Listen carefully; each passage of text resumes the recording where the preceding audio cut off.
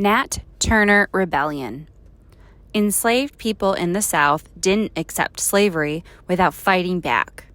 In 1831, Nat Turner led the most violent uprising against slavery in U.S. history.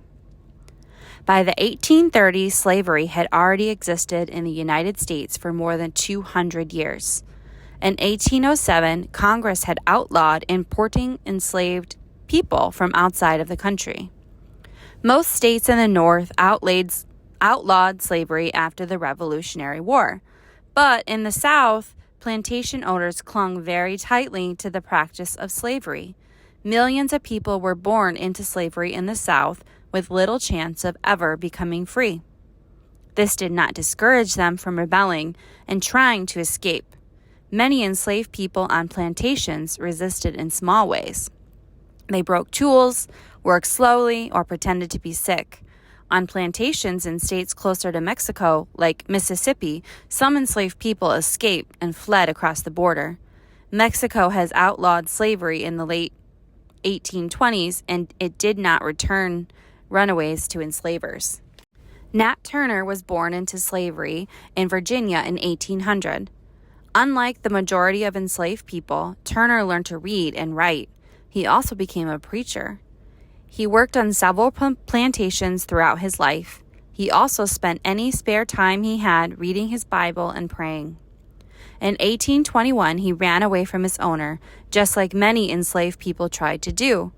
But it was difficult.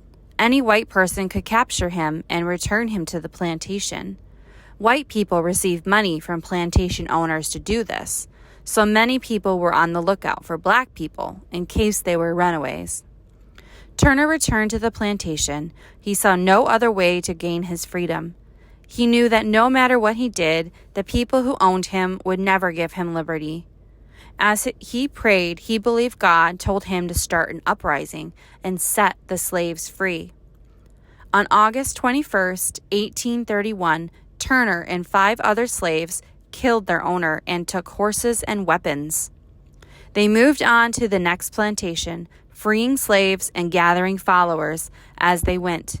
After 2 days, 70 black people had joined the rebellion, and they had killed 57 enslavers. The other white plantation owners of Virginia struck back. They killed over 100 black people before Turner and his followers were captured. Turner was found guilty, and he was hanged for his crime. In response to this uprising, Southern plantation owners passed even harsher laws that allowed them to use incredible violence against black people. There were nearly 500,000 enslaved people in Virginia. Enslavers were terrified of another uprising. The only way to hold on to slavery in the South was to use more and more violent force.